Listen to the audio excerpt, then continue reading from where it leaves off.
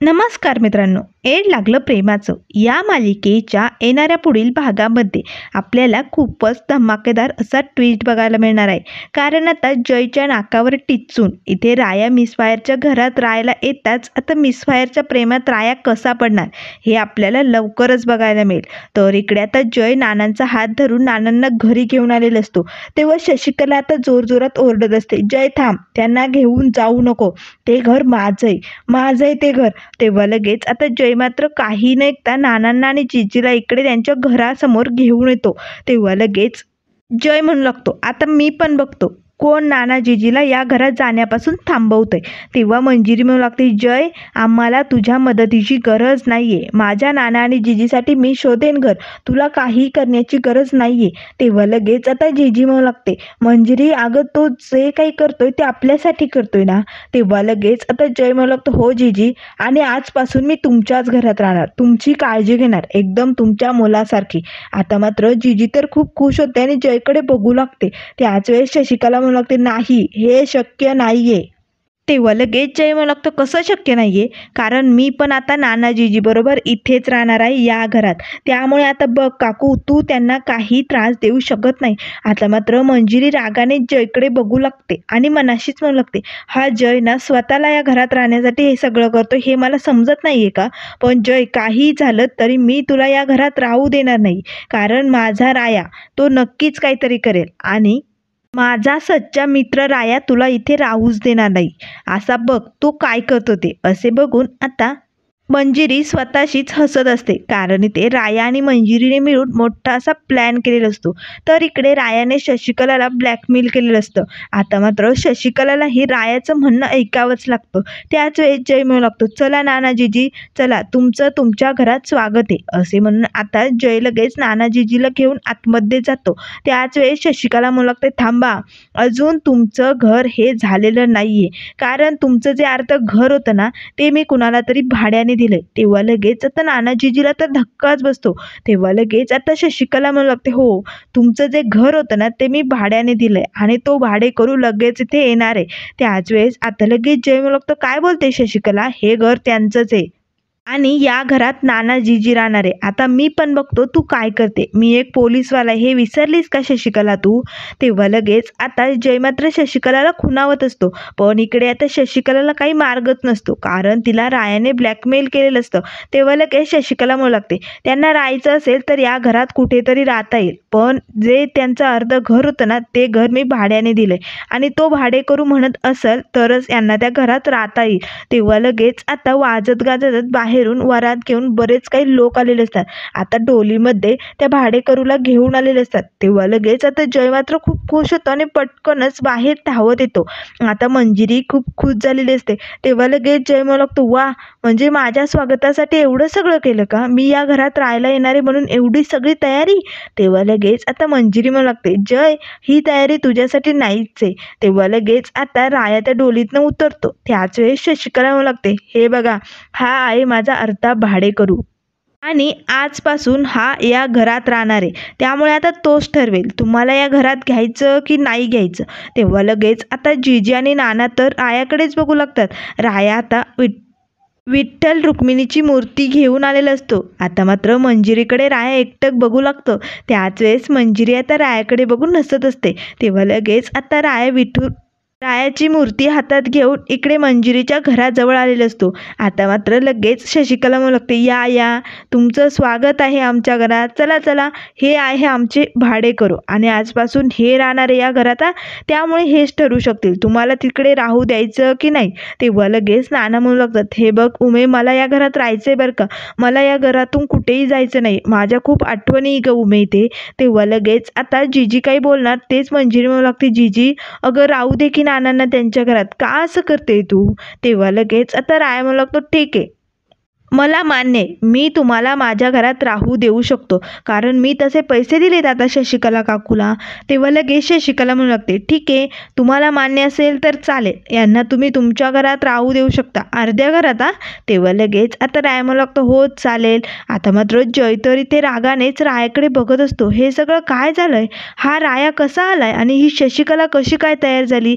आता मात्र इथे शशिकलाला रायाचा खूपच राग येत असतो, पण तरीही आता तिला रायाचं सगळं म्हणणं ऐकावं लागतं. कारण आता इथे रायाने तिला ब्लॅकमेल केलेलं असतं.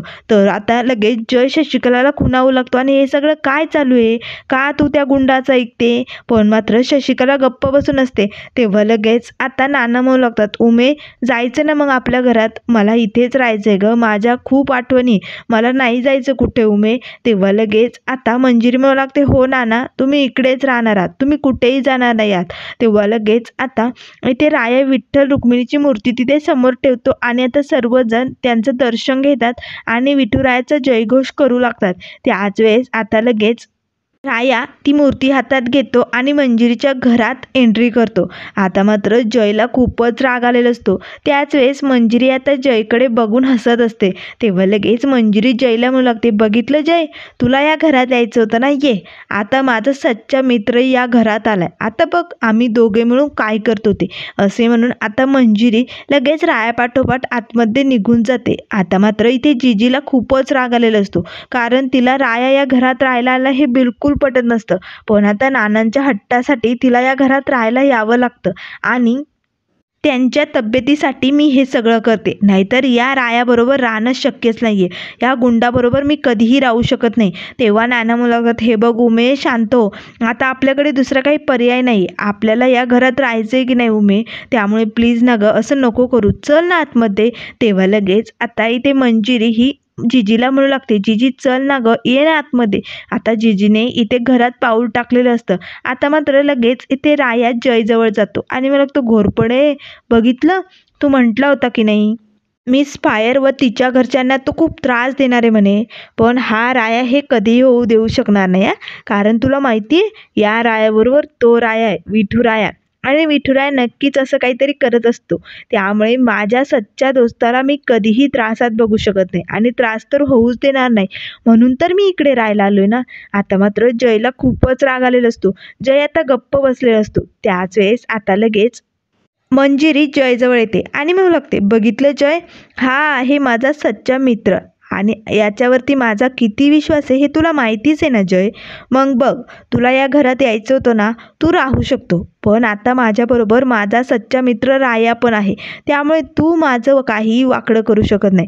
तुझ्या मनात जे काही आहे ना ते कधीही पूर्ण होऊ शकत नाही. आणि आता तुझं सत्य आम्ही दोघे मिळून लवकरच जिजी आणि नानासमोर आणणार आहोत, एवढं लक्षात ठेव जय. तेव्हा जय म्हणू लागतो, हे बघ मंजिरी, जास्त उडू नको. हा राया जरी इथे राहायला आलेला असला ना तरी मी जास्त दिवस याला इथे राहू देणार नाही.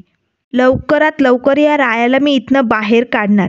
तेव्हा लगेच राया म्हणू लागते, घोरपडे एवढा का तापतोय तू? अरे शांततेत घे. हे बघ, तू जरी मला इथनं बाहेर काढणार असला तरी हे घर तुझं नाही आहे, हे घर शशिकला काकूचं आहे ना. मग तिने मला इकडे आणलंय. तेव्हा लगेच आता जय म्हणू लागतो, ही शशिकला पण ना अशी डोक्यावर पडल्यासारखी का वागते ना, मला तेच कळत नाही आहे. का या गुंडाला घरात घेतलंय? तेव्हा लगेच राया म्हणू लागतो, हा राया आहे राया, त्यामुळे तू टेन्शन घेऊ नको. काकू जे काही वागते ना ते अगदी बरोबर आहे. आता मात्र इकडे शशिकला रूममध्ये दिसते. तिला खूपच टेन्शन आलेलं असतं. तेव्हा जय तिच्याजवळ येतो आणि म्हणतो, काय चालू आहे हा मूर्खपणा? आपलं काय ठरलं होतं? मी काय प्लॅनिंग केलं होतं? आणि हे सगळं काय झालंय? तू का अशी वागते? तू त्या रायाची साथ का देते? तेव्हा लगेच आता शशिकला म्हणू लागते, जय बाद झालं, तुझी साथ मी आजपर्यंत दिली, पण तू काय करतो दरवेळेस काही प्रॉब्लेम झाला की मलाच ओरडतो.